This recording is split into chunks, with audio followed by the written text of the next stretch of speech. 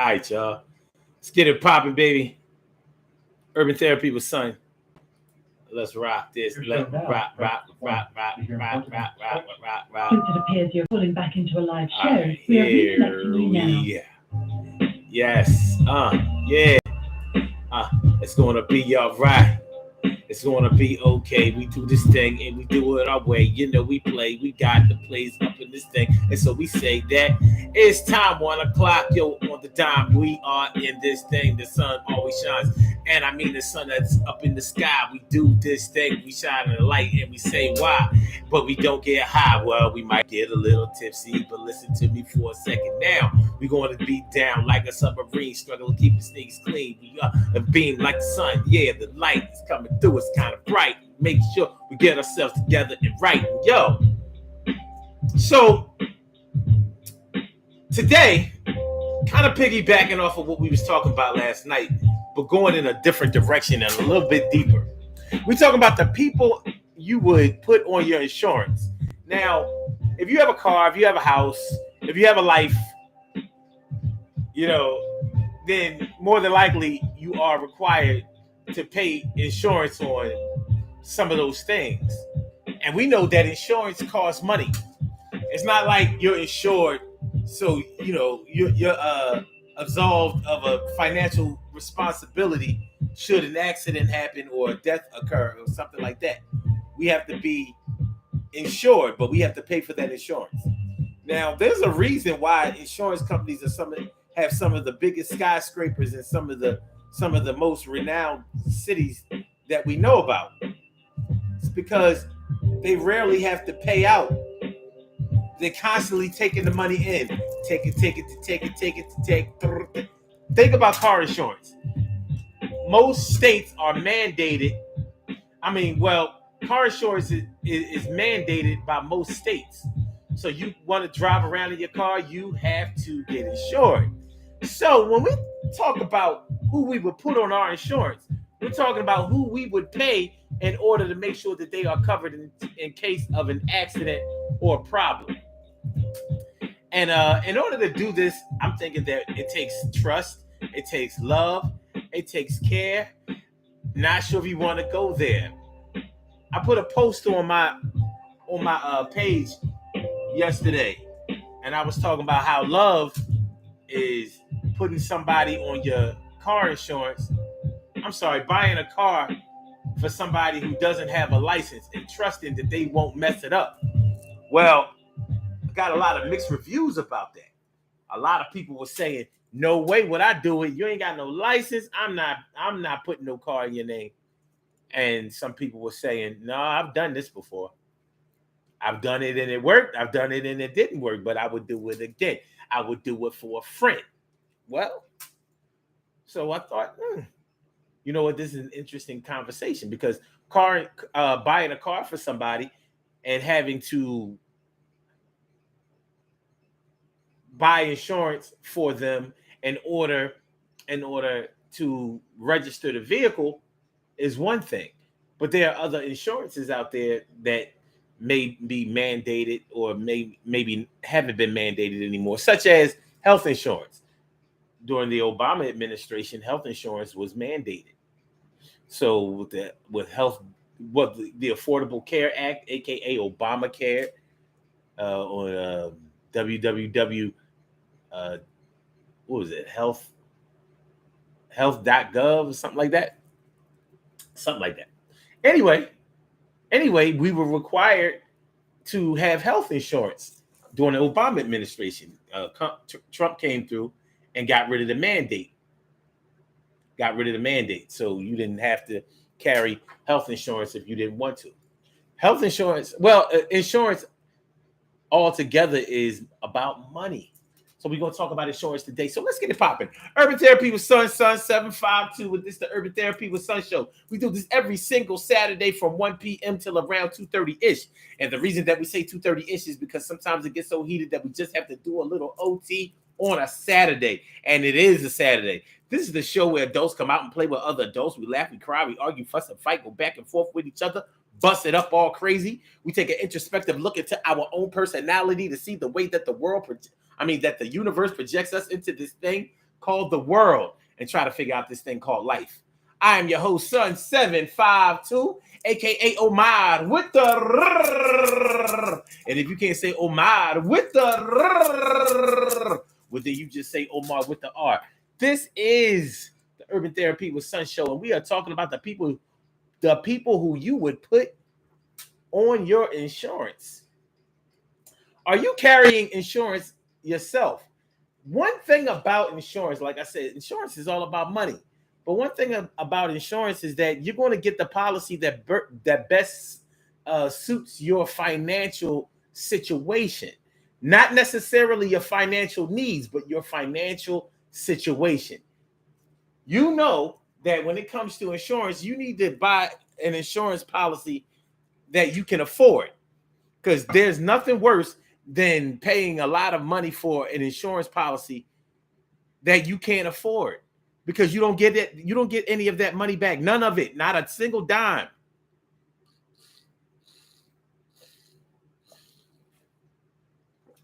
That's why insurance is such a big business. That's why people get so much money with insurance, because the likelihood that you're going to have to pay out is low.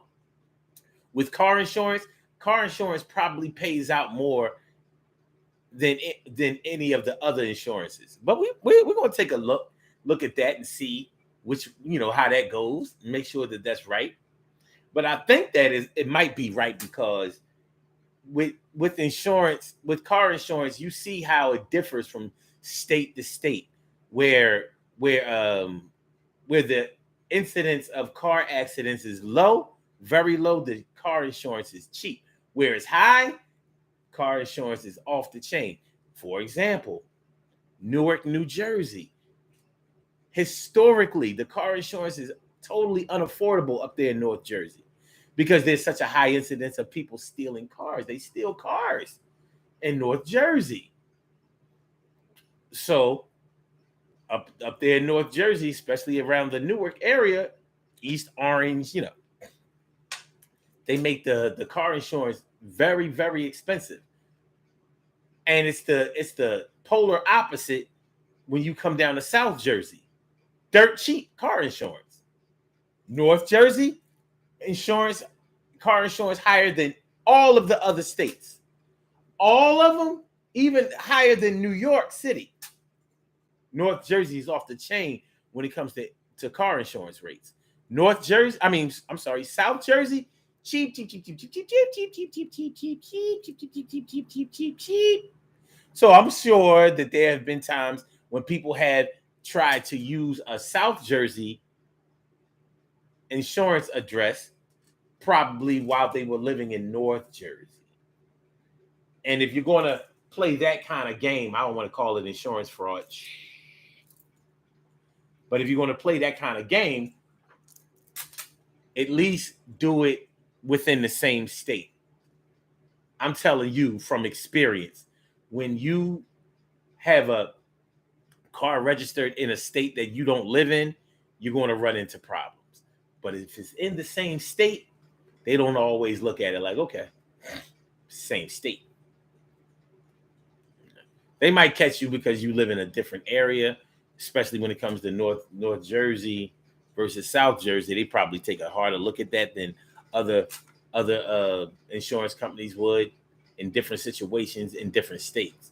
But nonetheless, so the decision to put somebody on your car insurance in Jersey and North Jersey, you're probably thinking like, wait a minute, this is a hell of a bill I'm paying.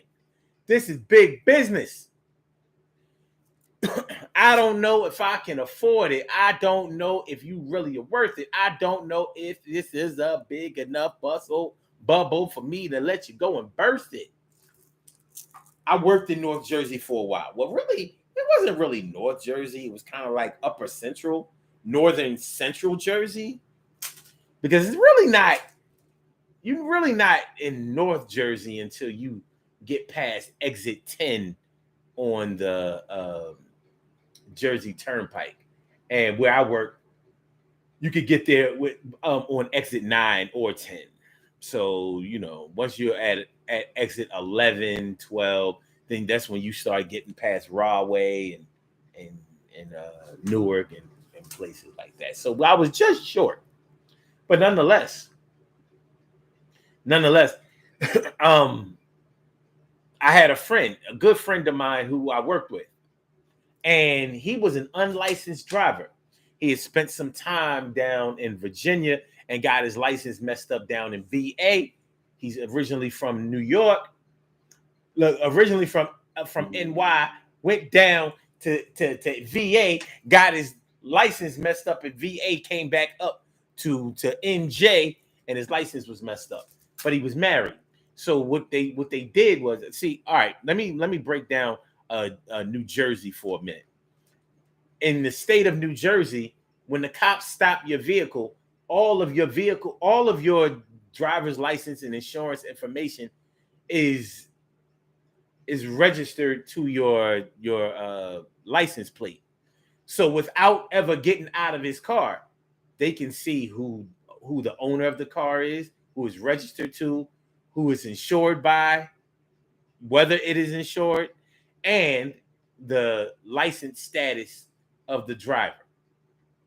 So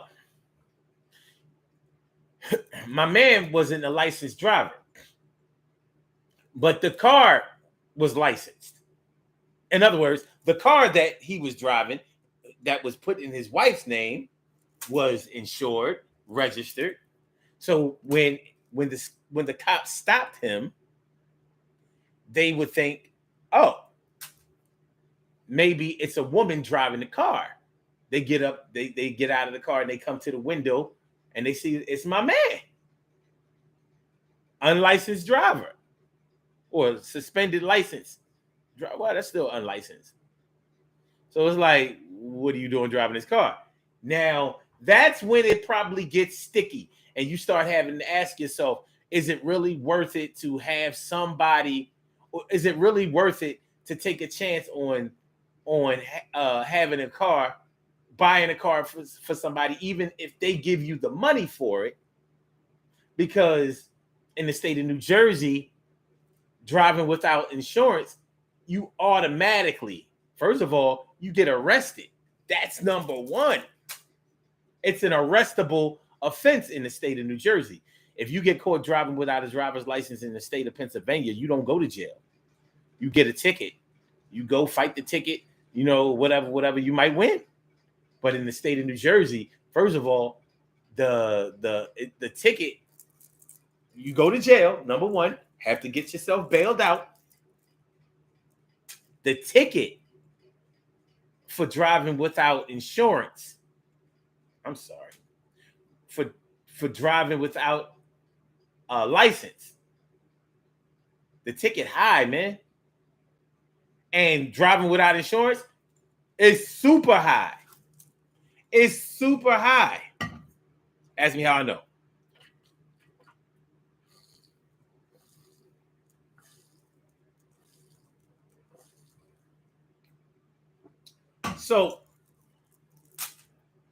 So it be going down in the field.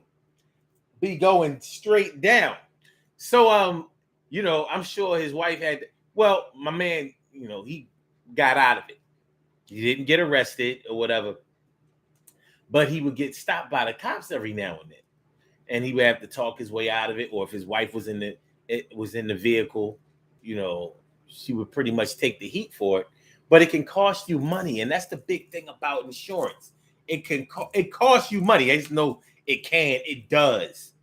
Whatever insurance that you choose, whatever policy for whatever reason, whatever area of life that you choose to buy insurance, it's going to cost you.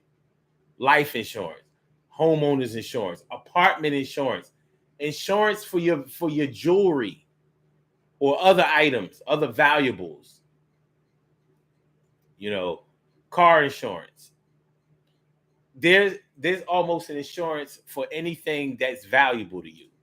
Anything that's expensive, you can pretty much insure it under a policy, but you're going to be paying for that policy. And you got to think, like,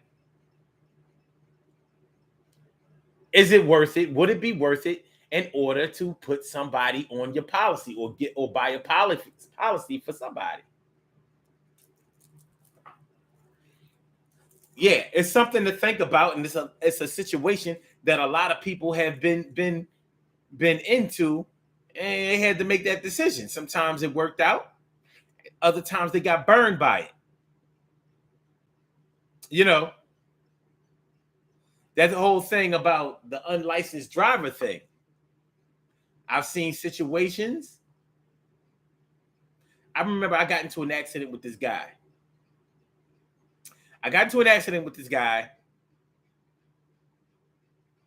Wait, I got a couple of I got a couple of situations. I got into an accident with this guy, and evidently he wasn't a licensed driver. When he reported it to his insurance company, he first of all he reported it like I hit him, and that's not what happened. Second of all, he reported it like it was a woman driving the car. Evidently, the car was registered and insured by a woman. I don't know if it was his girlfriend. I don't know if it was his spouse. I don't know if it was his sister or his mother. I don't know. But when I got on the phone with their insurance company and my insurance company, I told them, I said, no. There was a man driving the car. As a matter of fact, he had his man with him. It was him and his boy. And they were like, it was? I said, yeah. Look at the police report. Police report shows that, yeah. So, I understood why he did that. If you went to your insurance company and it can be shown or proven that whoever was in an accident was an insurance driver or somebody other than the person who was insured, the insurance company is not going to pay out. They might pay the person that you hit, but they ain't going to pay you. No damages. They might even drop you. They might drop you. They might not, but they might. So it's a risk that people take, and it's a real risk. It's not sweet like that. It ain't sway. It ain't sway. So let's talk about it, y'all. First of all, if y'all would like to call into the show, I invite y'all to call in, and the number to call is area code 319-527-6199. That's the number to call. I said a 319-527-6199. Yes, y'all. 319-527-6199. Yeah, get on the line. I said a 319-527-6199. Yeah, get your shine. Get your shine. Get your shot. Get your shot. Get your shot, baby. 319-527-6199, baby. Press number 1, and that will let me know that you would like to speak, and then I will call you out by the last 4 digits of your telephone number, and you can rock on and do the damn thing. All right. To my people, Stacy White, what's going on? Thanks for coming on through. And my brother from another mother, Norris Hill. Sit back, relax, do your thing, max and chill. And T carry right morning, noon, and night. It's always great to have my people go directly into your side. Robin Ming, my big sis, doing the thing. She's something like a queen for a king. Norris says, one has to pass all exams and inquiries if they were applying a loan, or welfare, or applying for a loan or welfare assistance, and I will be the one conducting the interview. Okay. Like I said, man, insurance is money. Whether you pay for the policy outright, whether you pay for it month to month or over a 6-month period, it doesn't matter. It costs you. It does. It costs you. And it can cost you even more than what the policy is.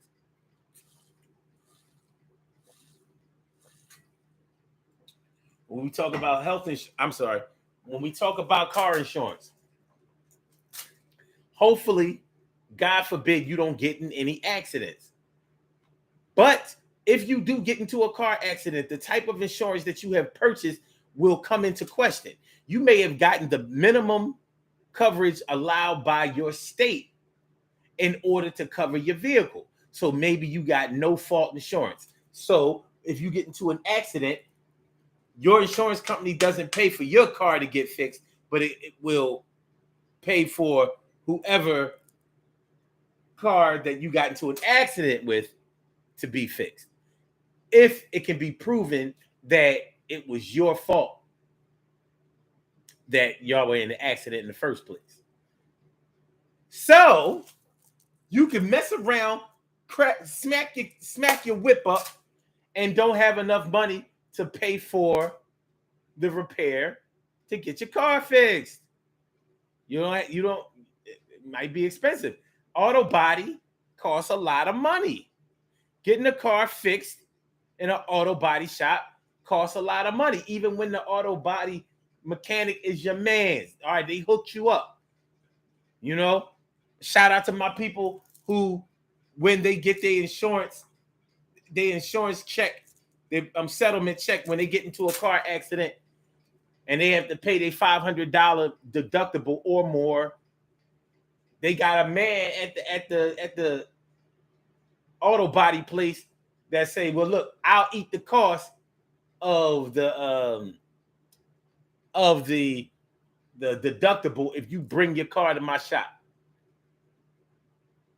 And for people who don't understand how the deductible works, if you have a deductible on your car insurance, let's say $500, that's the going rate, the insurance company will pay out the damages for your vehicle or whatever, less $500 off of the bill. So let's say it costs $5,000 to get your car fixed. The insurance company will pay $4,500. You pay the other $500. So if you take it to a auto body place, that of somebody that you know, they'll tell you, like, they might tell you, like, all right, well, so don't worry about it. Bring your car to my shop. I'll tell them that I'll make the damages come up to $6,000. I'll make it come up to $6,000. I'll eat the $500 deductible for you, plus I'll throw you $500. I've had it done. I'll ask for $6,000 instead of the $5,000, and we good to go. Now, that's how it goes at an auto body place. When you take your vehicle to the dealership, they're not making no deals with you. No deals. That's why I don't take my car to no dealership. I don't care. No deals. You gonna pay that $500 deductible. They want all that money. They greedy. I had a 1996 Dodge Stratus that needed a brand new engine in 1996. Yeah, you heard that correctly. It was a 1996 vehicle. I had to get a new engine in the year of 1996. I bought the car in, I think it was January, maybe February. I had to get a new engine in September.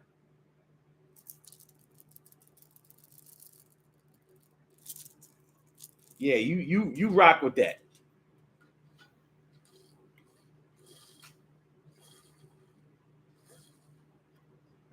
September.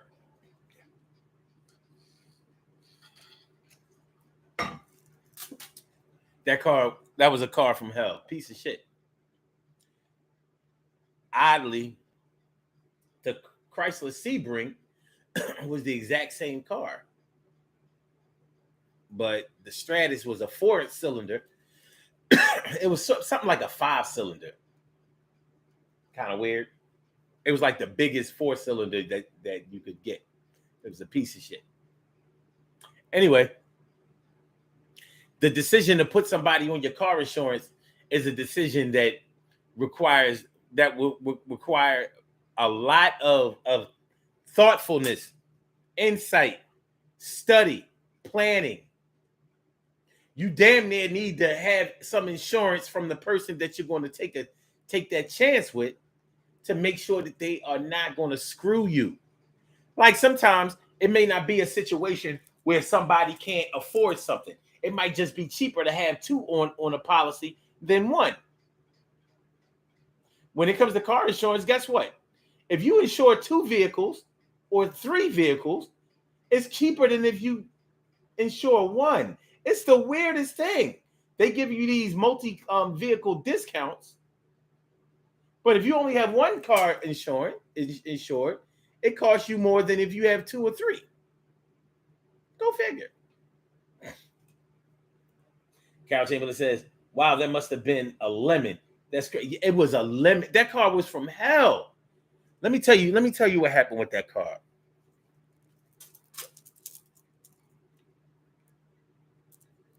Bought the car in January, February, whatever. It was snow.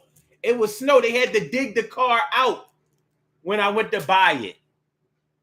Do you hear me? They had to dig the car out. I picked the car. They were like, yo, you can come pick the car up tomorrow. I was like, no, I'm driving out here now. They was like, all right. They had to go dig the car out, detail the car. I drove the car out. It was snow on the ground. Brand new car, 1996. The car started acting funny somewhere around maybe July, August, September. My dad was driving the car because we worked together. So I would drive his truck to work and he would drive my car all day. I really didn't like that. My dad would do some. I miss my dad, but yeah. Let's just say he would do some memorable things.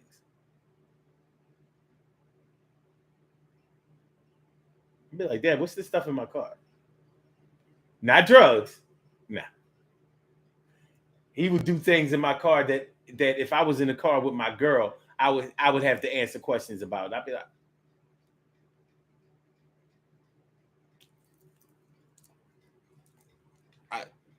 like, this time I really don't know. But anyway, he was driving the car and he said, Omar, I had to put oil in the car. I had to put oil in the engine. And it took like 2 or 3 quarts. I was like, really?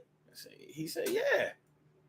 You know what I mean? 2-3 weeks later, the car just went down. Had the car towed to the dealer. I was like, yo, this car got to be under warranty. It was the same year. 36,000 miles, 3 years, whatever.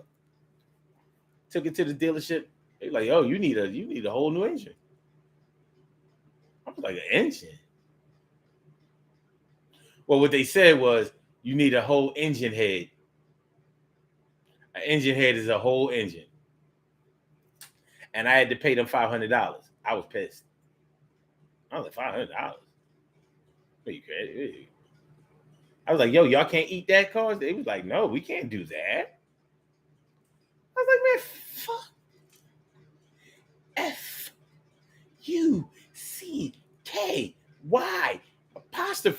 Fucky_ALL. Anyway, that was in September or maybe October. No, it was in September. Just got a new engine. My insurance lapsed in October. This dude backed into me. His insurance didn't pay me. The cop who came on the scene reported, because it was a white guy. and this, I'm just keeping it buck. I'm keeping it a buck with y'all. There's a white guy. He was backing up, looking for an address, and this truck wasn't paying attention, backed right into me, smacked my joint up, the whole passenger side fender and all of that obliterated. The cops came on the scene, wrote up the police report like he didn't really know who caused the accident. But I remember the white guy and the cop, who was also white, they was over there conferring with each other. I got set up. Little did I know that until we got the police report. So sometimes, all the time when you're in a police report, you make sure that the cop is writing up that police report the right way, because it can be the difference. I wind up having to pay for my vehicle out of pocket to get fixed. In 1997. So I had to save up the money. I ain't had no car for a while, for a few months. I got my car back. No. I got the money to pay to get the car fixed. And around February of 1997, got the car fixed. And around March, maybe April 1997. Got all kinds of, got the windows tinted, fog lights, got rimmed up, chromed out. John was sitting nice. It was sitting nice.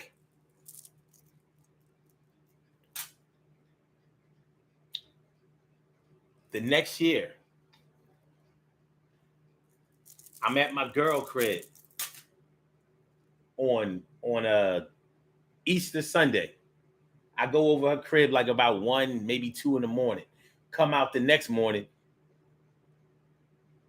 The passenger side of my car has no tires, no wheels. Somebody was stealing my rims. Like, I was outside. I was parked outside of Lou and Choose. My Philly peoples know Lou and Choose. I'm parked outside of Lou and Choose. I'm in Lou and Choose. You know what I mean?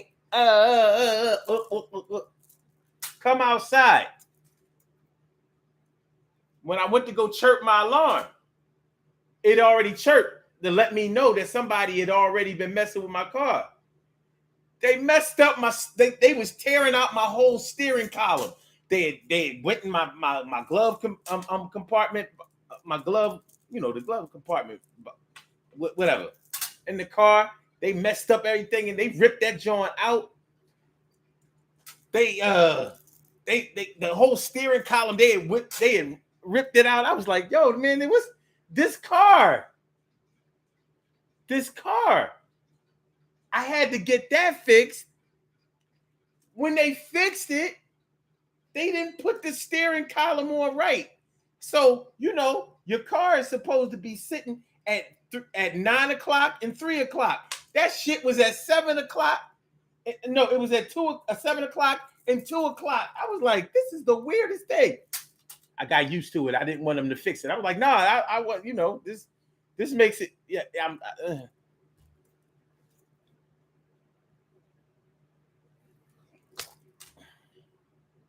I got rid of that car in 1998. Like this thing gotta go. That 2-year car experience, that car was bad luck. It really was. All right. My brother Ansel Jones is in the house. What's going on, my brother Ansel Jones? You know what I mean? Baby boy, happy birthday to you. Good to see you, man. I hope that yesterday went real good for you. You know what I'm saying? I hope that set you up nice for a bunch of unlimited birthdays, happy and healthily. You know what I'm saying? So hopefully you did the damn thing. And if you didn't do the damn thing, you could do the damn thing right now. All right. Nar says, my trust issues wouldn't allow me to even think to take on such an endeavor. I hear that. Sometimes it ain't even your trust issue. Sometimes it's your love issues. I got more stories. When it comes to cars, I got nothing but stories. No, I got recent too. All right. Carol says, and Norris, mine either. You won't get the chance to screw me. I hear that. She says, that was your first sign that something may have been wrong. Carol says, my spider senses went off too. oh, that's what Norris says. Okay, my bad.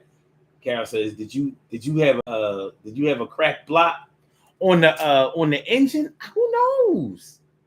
I don't know. Who knows?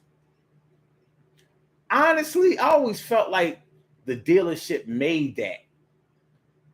I don't have no proof, but I don't know. That was awfully fishy. That within 8 months, you got to get a new engine? Like, I don't know about that. Carol says, I rented a Stratus in 97 and took it to Baltimore Harbor, rode like crap.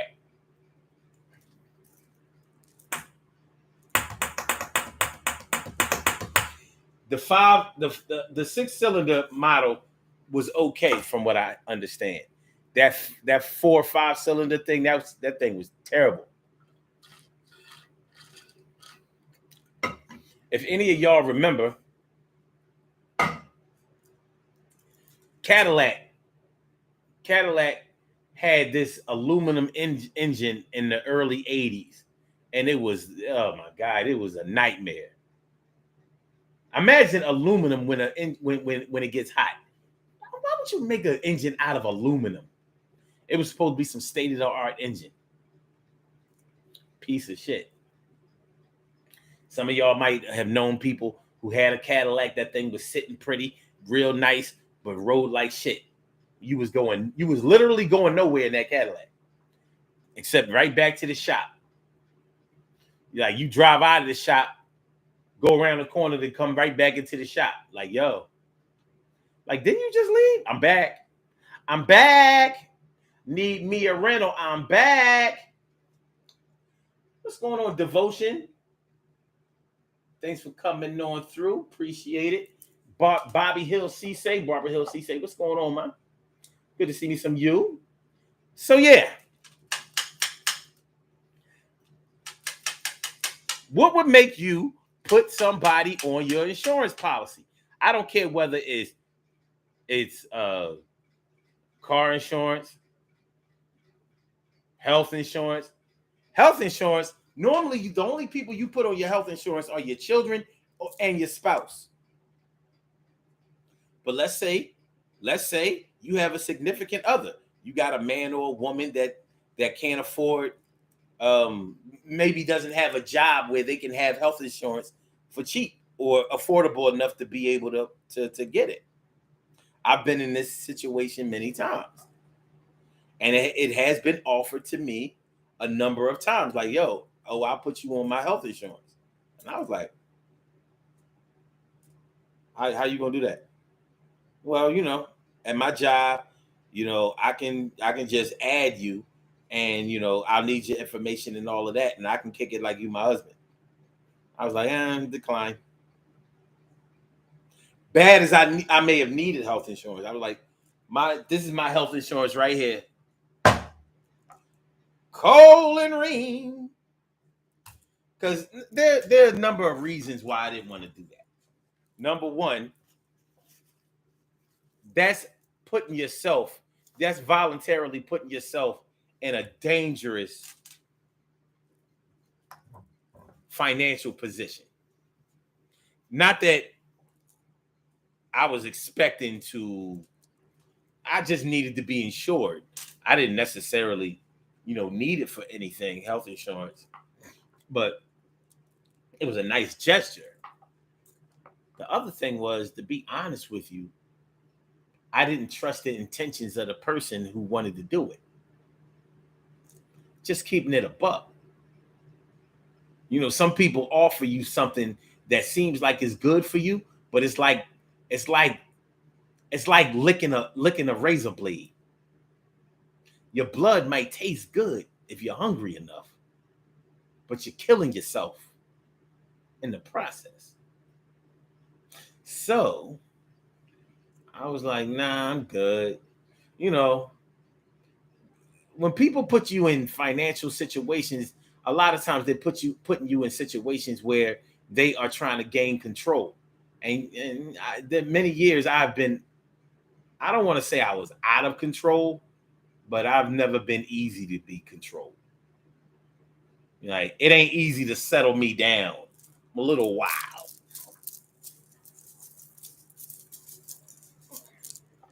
But they figure, get the bull on this health insurance.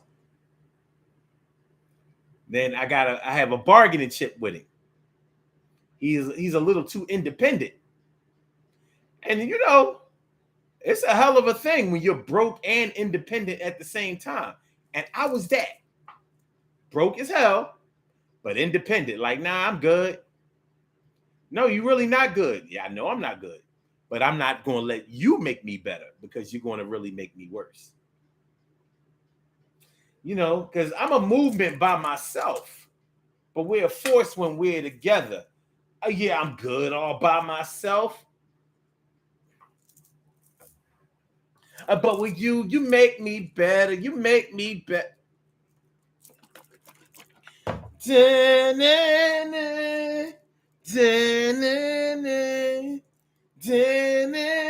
Shout out to Neo. Neo has a new album out. Shout out to Neo. I haven't listened to it yet. Hope it's good. Make sure y'all hit that like button, y'all. Make sure that y'all share the show.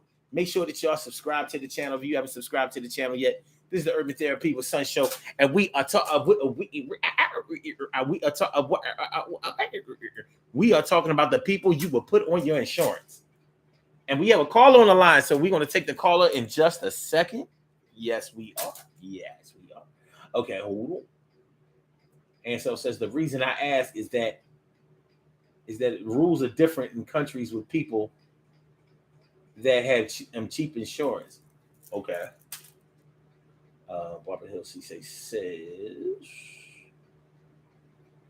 I put my daughter on my car insurance for like 8 days, and it cost me a lot. The premium was crazy. She's on my health care currently.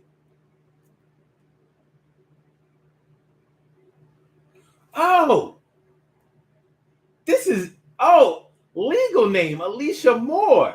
Less is more. No, more is more. This is a real go-getter right here. What's going on, Alicia? All right. That's what I'm talking about. Wow, look. Her YouTube name is Devotion. We was going to rock with that. But this is better. Karen Chamberlain says, like putting your head in a noose. No, it says, a noose feeling like a comfortable neck cushion. Man, listen.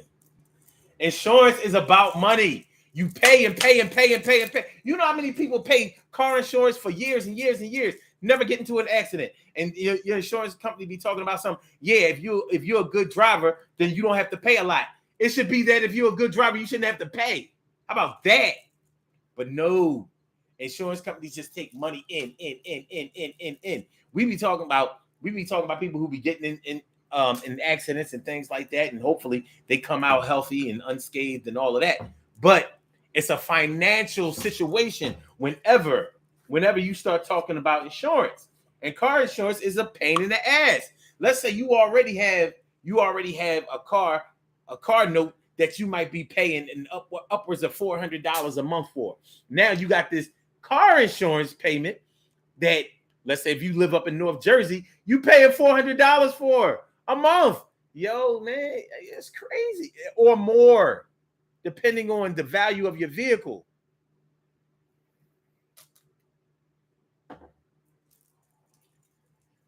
You want to ride around in a Benz, BMW, high-end foreign?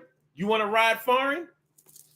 Well, this insurance payment premium is going to be foreign too. Totally foreign, on some unaffordable shit foreign. Let's take the caller. Caller with the last number 6606. Welcome to the Urban Therapy with Sun Show. Thank you for holding. What's on your mind this afternoon? What's good? One-man movement. We like to drive around the block just to get back to the shopping. I got it. How you doing, guys? I'm feeling like a real man should. How about you? Not bad, not bad. Yeah, so you got the insurance topic. That's kind of yeah, that kind of fits me because I have a cousin whose age disparity between he and I are like he would be my son, right? So 20 years ago, I came across financial windfall, and he just got married. I was married for maybe a year or two, and so I figured, you know, I just got this windfall, and he and I we're getting along very, very, very nicely, right? As cousins, blood, all of that. So I said to him, I'll tell you what I'll do. I will put you on a life insurance policy for $100,000. I will pay for the first 2 years, okay? The obligation on your part to pick it up afterwards. If you like the idea, then you pay the premium. And when I die, you collect $100,000 on the spot. Now, there's an 18-year disparity between he and I. So I figured, okay, if I die within the next 25 years, he's paying for the insurance, right? It's a windfall for him. He doesn't have to do anything but pay the premium if he wants to. Yeah. So okay, so 2 years down the road, he's moved now, and I'm trying to get a hold of him. Can't get a hold of him, and I'm asking myself, how come? I have to contact his grandmother for her to get a hold of him. He still doesn't get a hold of me. Finally, I get a hold of him, and I say to him, hey, you know, I've been trying to get a hold of you, and you know, what about the insurance? You know, he goes, yeah, I know. He says, it's at the end of 2 years, and during this time now, we've talked, you know, a little bit, not much, a little bit.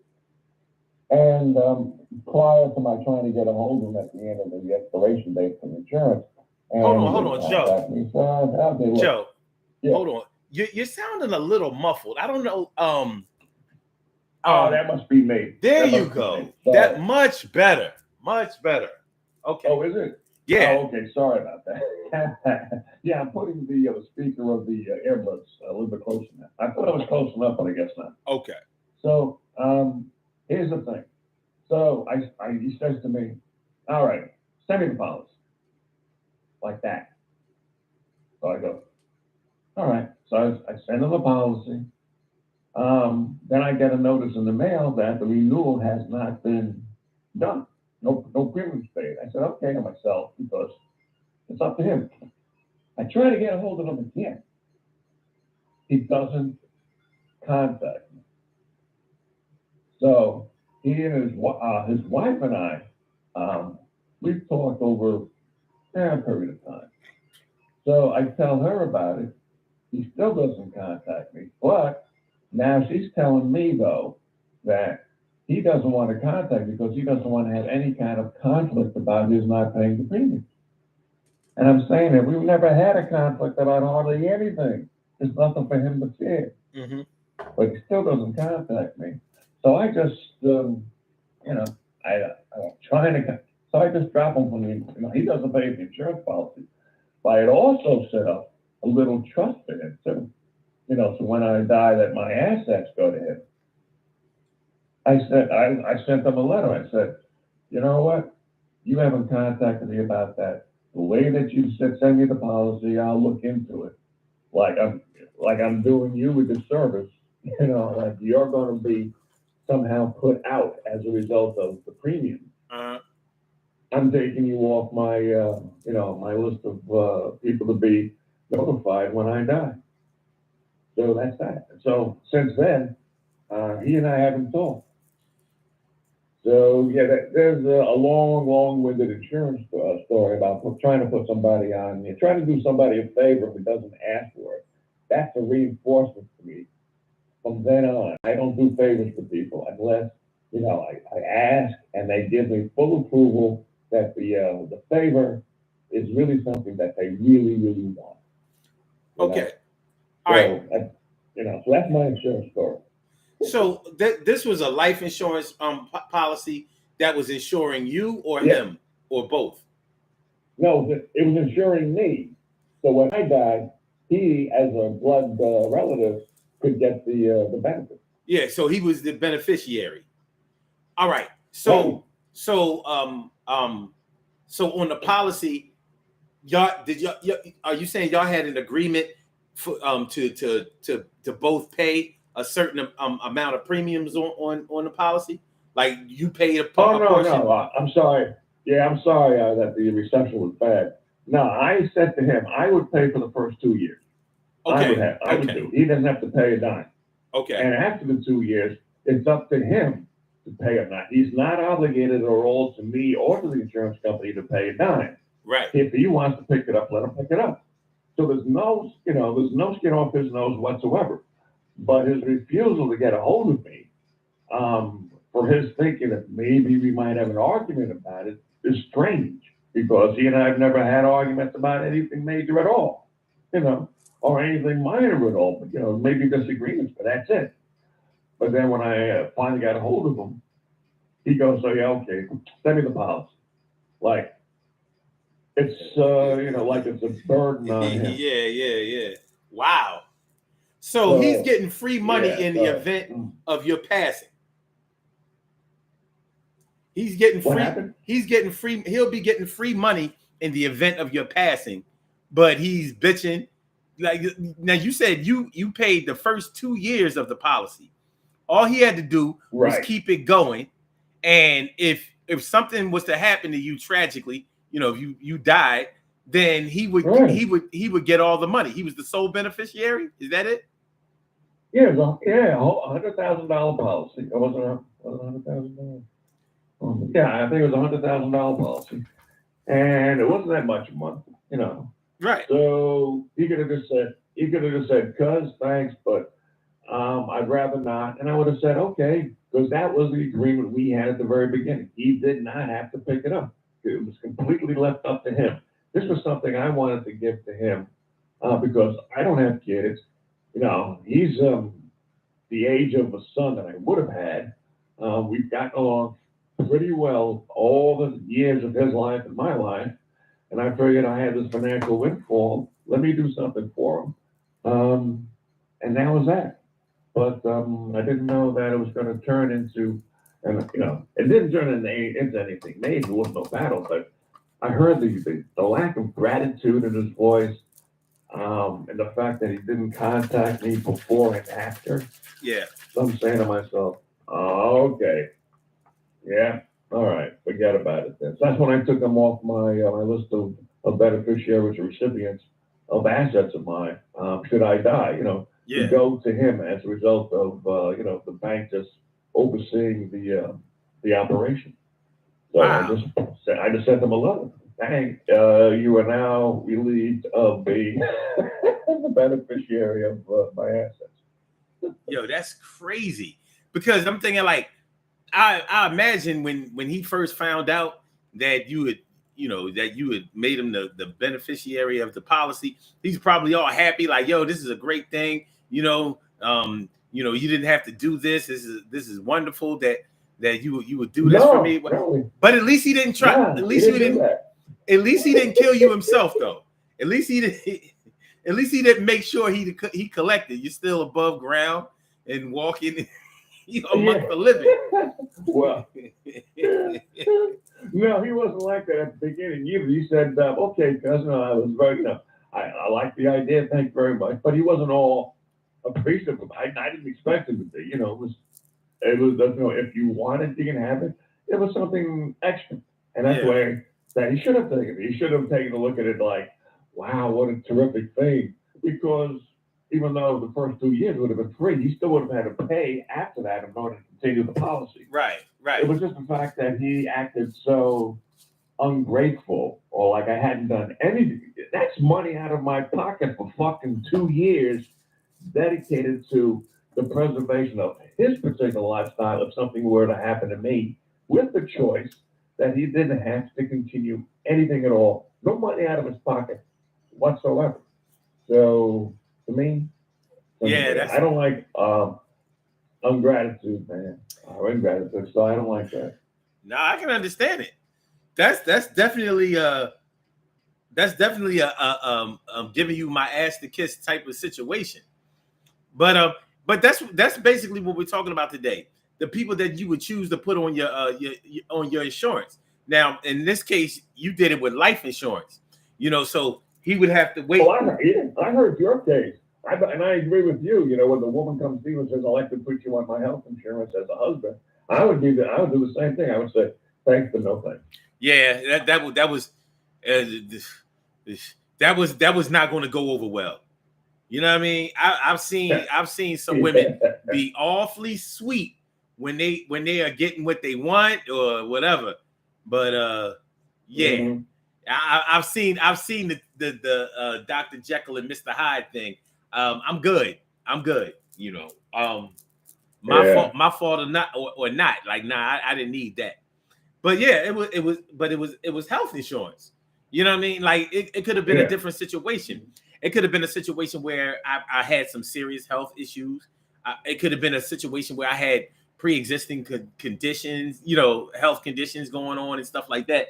Yeah. Thank goodness that wasn't the case. At the time, you could have committed fraud too. I think that went through your mind too. Supposing that you do get sick, right? Yeah.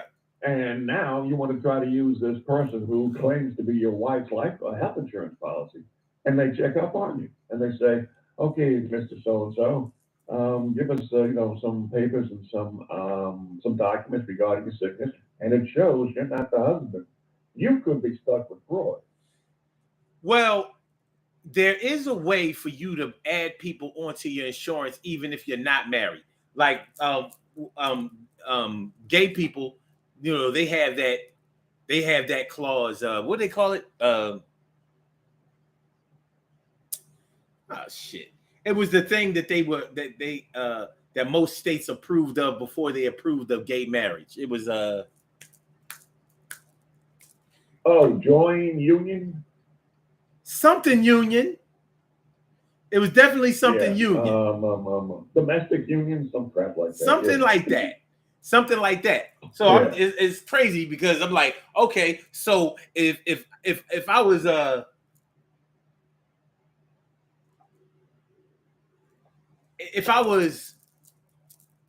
see in the comments it says DOMA, but I can't do acronyms right now. You got to write that out. Oh, domestic partnership. Domestic partnership. Okay. All right. For some reason, I know about a different name, but anyway, if I was going with a man, yeah, I could actually put him on my insurance, so he could put me on his. But because I like women, nothing. Nothing. Heterosexuals. We're being prejudiced against, discriminated. Fuck that. Nah, Joe. Fuck that. You know what I mean? They tell you, since all right, you're a man, you like pussy. Well, you gotta pay for it, pussy. That's right. I'm sorry, buddy. All the 1,000-year tradition of you being heterosexual doesn't matter anymore because the LGBT and the purple wave. They're priority now. It gotta be. Hey, gotta be married. If you're heterosexual, gotta be married. If you want to put somebody, if you want to share financial responsibilities for cheap. Other than that, that's right. So if they investigated you, right? If you got sick and you just wanted to use this chick's policy. The documents from the doctor would not match, the document that she would have presented, and you could have been accused of fraud besides that. And plus, from what you're implying, this girl, most of the time, is like, "Oh, how you doing, buddy?" And now all of a sudden she's, "Oh, hey, Joe, how are you? You know what? I got something for you that I think you would really like." Yeah. Oh, man. Yeah. Listen, I've been very lucky in love, but that doesn't mean I haven't been retaliated against. You know what I'm saying? It don't mean that. And, I hear you. And that's whether it was my fault or not. You know what I'm saying? I understand. Fuck a woman being scorned. I know how women get when they don't get their way for too long. when they've been trying for a long time and they keep not getting their way, well, something is going to happen. You can play stupid if you want, but anyway, that that was a situation that I had an example of. But there have been other insurance situations that I've been a part of, like there were years when my license was suspended for whatever reason, DUI, all kinds of stuff or whatever, and I still needed a car. There were times when I had jobs out of the state or out of the city or whatever, and I needed a vehicle. So so in times like that, I had to rely on, like when my dad was alive, he trusted me enough to buy the cars in his name, put me on his insurance and things like that, because we had the same first and last name. So it never really became an issue, and unless the cops stopped me, and like I'm not him, so there would be questions to answer when it came to that, but he loved me and believed in me enough to go ahead and take the chance. I would do it for him. He did it for me. So that was a thing. But in another scenario, I've known a lot of people who have taken a chance like that on people. I know that my stepdad, for years, almost decades, he didn't have his license straight. And, my mom bought him cars in his name or whatever. He never gotten into any accidents or anything like that. So it never became an issue. But nonetheless, she had to really love and trust him enough to do that. And that's pretty much what it boils down to. Liking somebody is one thing. Loving somebody is another thing. But trusting somebody that they won't screw you over financially. First of all, you got to care about your financial situation in order for that to be an issue. Some people don't really care about their financial situation. I guess if your credit is already bad, you don't see it getting better in any time soon. You figure, oh yeah, go ahead and use my name. You can't get any worse than what it is. If it works for you, then go ahead and do it. But yeah, man, that when it comes to this whole insurance situation, it can get really dicey. Depending on what your expectations are, because just like you were saying, in your situation where you were paying the first 2 years, and then it was agreed upon by both of you that he would start making the payments after that. No. It was agreed that he did not have to at all. I would pay the first 2 years, and he would pick it up if he wanted to. So it wouldn't bother me if he said no. Oh, he had it sweet. Me that he never got. Yeah, I mean, he was scot-free, man. He was ducking you for nothing. He could just say, yeah. But it was the ingratitude in his voice and the difficulty of trying to get a hold of him. He knew my phone number. He called before. And he didn't go back in this timely fashion knowing about this. I'm saying, holy shit, I didn't know this about my cuz. No, it was agreed that he did not have to. So there was no conflict to be made. If he just said, cuz, thanks, but I don't think that I can pick it up right now, for whatever reason, he and I both knew. Yeah. There was no obligation on his part at all. That's crazy. And there was no implication there that he would have to pick it up. That's not the way he and I, our relationship was. I said what I meant, and I meant what I said. So he had nothing to be worried about. So for him to do this, I'm going, I don't know what's happened. Maybe there's a side to him that I don't know about. Yeah, I'm sure you took a while to really think about that. Like, why would you drop the ball on that? It's free money. Well, it would, because he would have to pay the premiums from there on. But you said, okay, you don't really have to pay the premiums. I'll do it if you don't want. No. I would pay the premiums only for the first 2 years. And after that, if he wanted to continue the policy, then he would pick it up. But the first 2 years of an insurance policy means you can't rescind it. There's no such thing as any loophole that anybody can take advantage of. Okay. No obligation on his part to pay any money at all. And I didn't say to him, I would continue to pay for the rest of my life. Right. So Okay, when I understand. All right. So, okay. I didn't make it clear. Sorry, man. no, I think you did. I might have just messed that up, but that's still so okay. So you paid the first 2 years, but in order to continue the policy, he would have to pay for it from then on or drop it. Right. Okay. Exactly. All right. Okay. And Still, there would be no conflict whatsoever. He and I both agreed on it verbally, and he and I thought have that kind of relationship in which there wouldn't be any problem anyway. okay. All right. Well, still, like I said, that sounds like free money to me. You know what I'm saying? Like that's what I thought. I mean, he could have kept paying the premiums and just and like really hope like, I hope cousin Joe is getting sick. I hope I heard he's not doing too well. Yeah, right. Yeah. And I'll visit him in the hospital just to make sure he dies. So right? Yeah, I'm going to make him a nice little arsenic cocktail. You know what I'm saying? Here, have this rat. Right. Have this rat poison. I mean, have this raspberry punch. That have it. I know. And can you drink up now that you're on your deathbed? Yeah, that's something else, man. But yeah, putting somebody on any insurance policy is a risk.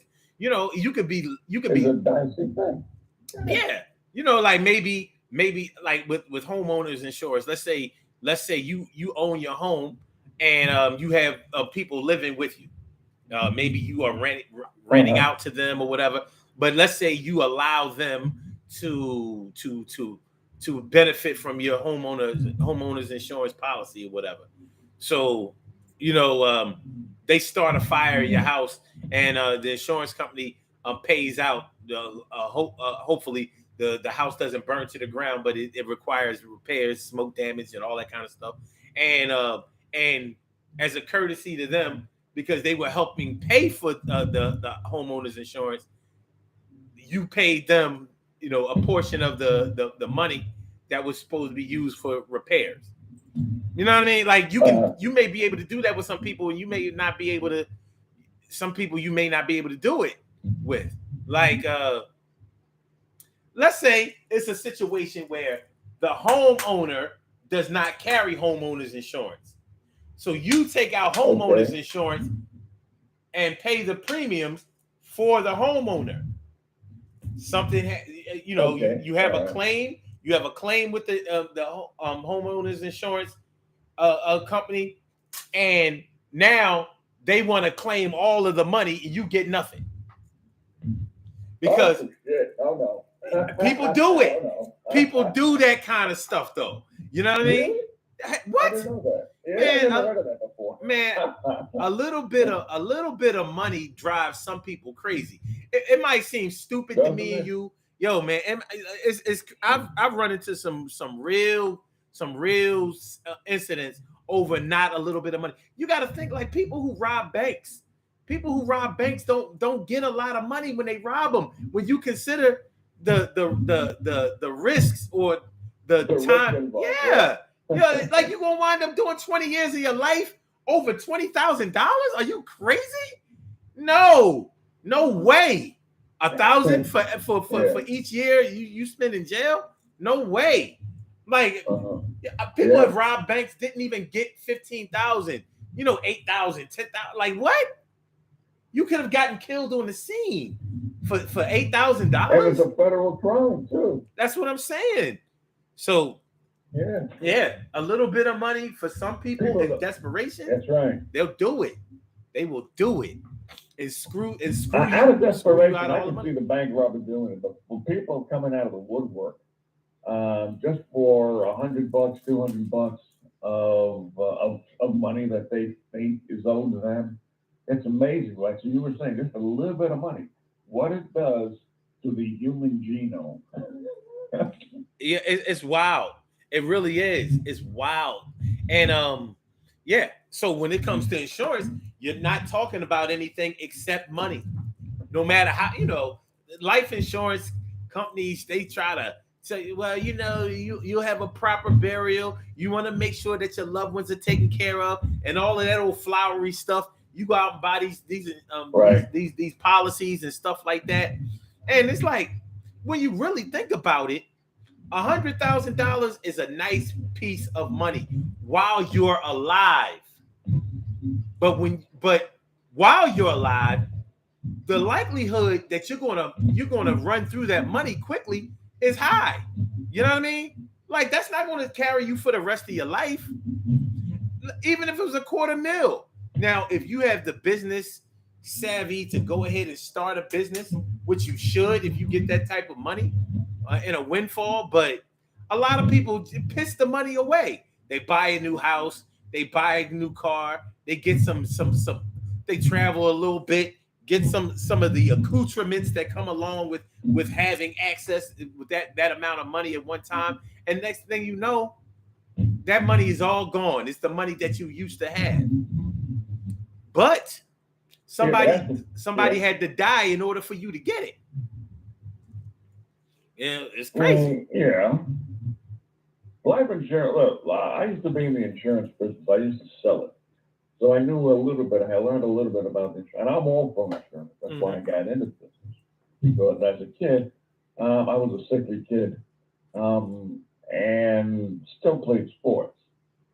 Even though I had childhood arthritis. They wouldn't call it childhood arthritis. They had another name for it. And I had pains in both my knees as a child, but still played sports. And was decent on a second tier level. So I knew about insurance. I believed in it, so I sold it.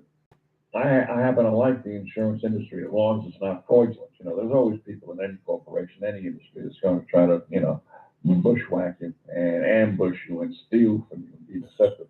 Yeah. But a lot of people don't understand how insurance is actually beneficial. Some people want, well, you know what? If I'm paying for health insurance and I don't get sick, I want all my premiums back.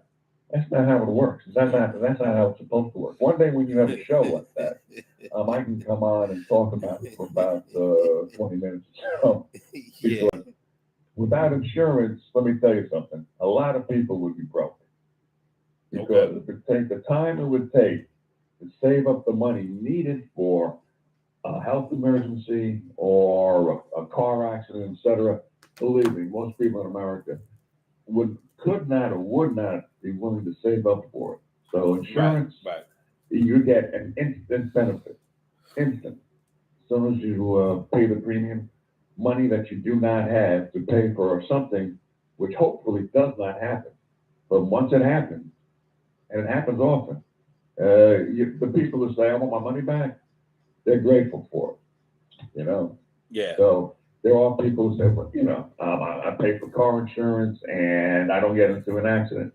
You're not supposed to get into an accident, but if you want to spend the time to save up the money that you can't afford, to stop clubbing, to stop going to movies, to stop dating, to pay for the money needed to pay for the potential disaster, go ahead.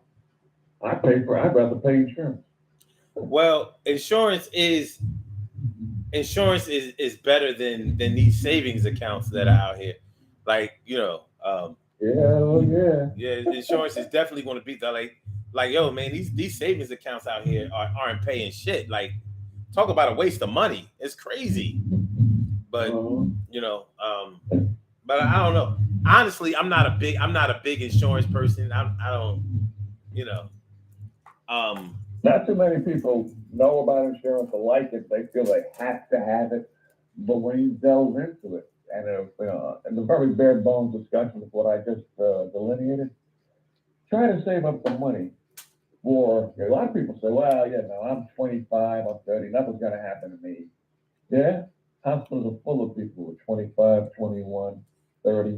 A lot of shit happens. That's true. And if you don't have the money, if there weren't for laws that, what are they called? Mercy laws, missionary laws, that force hospitals to take in indigents. Yeah. If it weren't for those laws, there'd be a lot of people out the street who don't want insurance. Yeah, that's true. Yeah, it would be a lot of people just bandaged up and sent right back out there to die. Yeah, so Yeah, that's Right. true. Luckily, well, I've been lucky, health wise over the years, but it could have been. I do understand the risks because it could have totally went a different way. But yeah, it's Yeah. tough. Yeah, it's tough when somebody doesn't have something and you're trying to provide it for them as a courtesy, and then they basically screw you over for it. You know, it's like the person that you put on your car insurance, and you know, maybe you put them on your car insurance because they didn't have a car. You know what I mean? You were letting them drive your car. You wanted to stay in compliance Right. with your insurance, or you insured their vehicle because they couldn't afford it, and put the vehicle in your name, and then they run up they get all of these moving violate. No, they get all of these parking tickets on Yeah.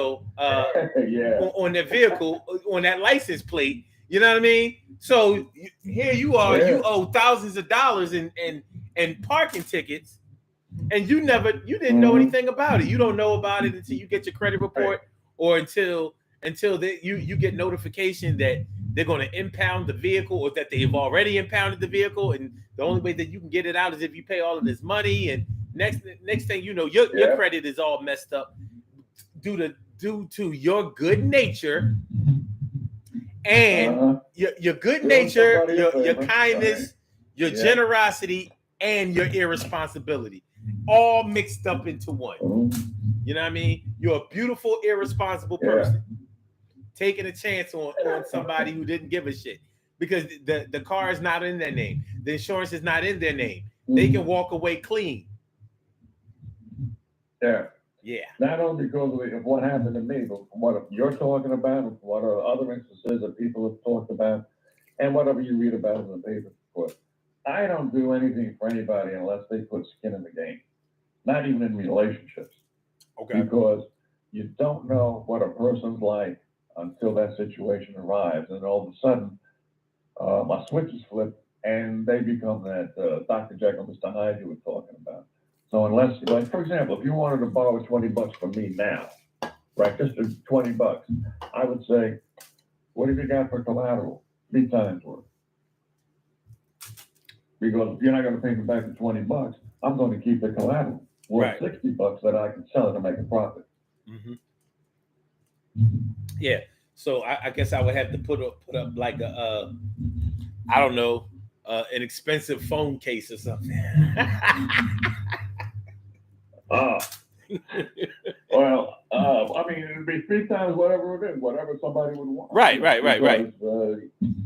Well, yeah, because and they say you don't trust me. Well, no, it's not about trust. You know, let's just both be responsible. Yeah. You know, forget about trust. That's right. Let's just both be responsible. If I'm going to hook you up, then you just, you know, everybody will just be honest in this whole thing. No need for trust. Right. No need for trust or distrust. That's right. If you're willing to put me at risk for the $100, $1,000 you want from me, then you put yourself at risk for the $3,000 worth of collateral that I have in my possession. Right. If you're so sure you're going to pay me back, then what's the problem? Borrow $100, put up your PlayStation 5. Like what? That's right. Yeah, that's right. Because I want to play my video games on your PlayStation. That's right. So, but yeah, I totally get it, and you know, things like this have really put a strain on people's relationships, even marriages. You know how they say that financial problems have really are like the number one things that have doomed marriages. I was about to say that. Yeah. You know, some people frown on that, but hey, listen, people don't want to grow old and broke. It's not a good situation.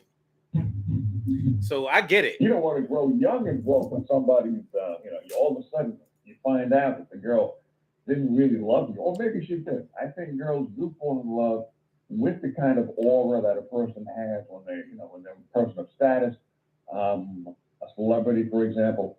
But if their star starts to dim, so does that love. That love is bank into something that's very, very, it's quicksand. Yeah. So all of a sudden, now this girl no longer loves you, and now she can walk away with half your assets. You know, women, you don't give men credit because there should be a lot more death as a result of divorce than there are. You know, there should be, especially in Hollywood, when you know that 25 years later, the woman only married you because of your money, because of your status, and you find out later that's definitely the truth. That's theft, dude. That is absolute. Listen, you can't be coming on my show killing people off. Like, you know what I mean? You can't do it. You know, you always trying to kill somebody on this show. No, everybody gets to live on this show. You know, at least, but no, honestly, when you're younger, at least you still have many years in front of you to recover or to even change direction. Yeah, you're talking about you getting middle age and all of that kind of stuff. You ain't on your way up no more. So those losses that you take are really a much bigger deal than they were when you were much younger. And I'm not coming on your show advocating. I'm saying people should not be surprised. People should be surprised that men don't do it. I'm not advocating for it. I'm saying that the situation is that men have a lot of stamina. They have a lot of forgiveness, especially when they find out that the woman that they love, right, has taken them simply because that's what they married them for. Yeah, well, a lot of women kill over money in relationships too, and sometimes they kill in order to get insurance money. You know what I mean? That insurance money brings out, it brings out the uglier people. Yeah. Right. Many a woman has poisoned a man, shot a man, stabbed a man, had a man had a hit put out on him and all that kind of stuff for a little bit of insurance money. Yeah, it gets ugly. A little bit of money will jumpstart the evil intentions in a lot of people. Listen, we gotta get out of here. Right. Hey, okay.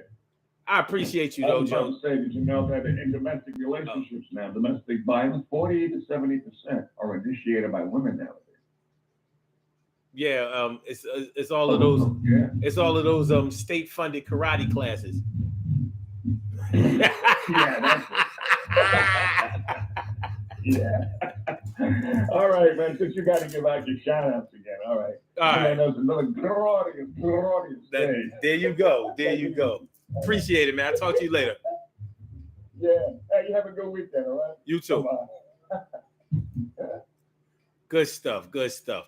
All right, y'all, let's do these birthday shout-outs. We have some birthday shout-outs to do. Some people were born on this glorious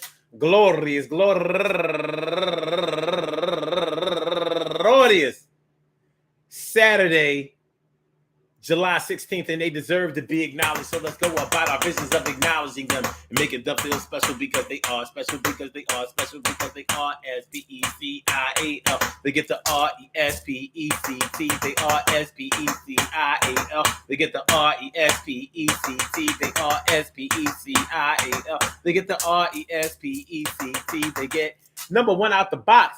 April Anderson, happy birthday to you. And also Wakita Stevens, turning 47 years old today. Happy birthday to you. And Yolanda Lynch, happy birthday to you. And Dark Chocolate Ross, happy birthday to you. And Danielle Wiedeburn, turning 32 years old today. Happy birthday to you. And Carol Queen C. E. Ferris Nelson, happy birthday to you. And Valerie Everett, turning 63 years old today.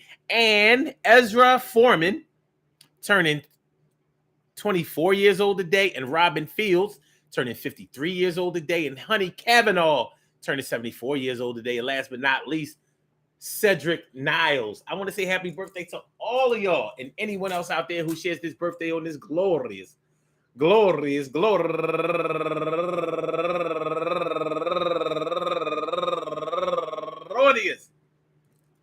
July 16th. Anywhere out there in the world, worldwide, internationally, and universally, all of y'all go ahead and turn up. And I hope that today finds you a good health, happiness, mind, body, soul, and spirit. All of y'all go ahead and turn up, but don't turn up too loud. Just turn up loud enough so everybody can hear you. I rock out, rock on and do the damn, the rock out. Rock on it, do the damn rock out. Rock on it, do the damn thing. You do your thing, y'all. Represent the queens and kings. You do your thing, y'all. Represent the queens and kings. Good things happen to those who wait. Great things happen to those who grind. And anything can happen to those who go for theirs. So go hard, go for yours. And remember, man, check it out, Peep Gang. You know what I'm talking about. Yo, this insurance thing, man.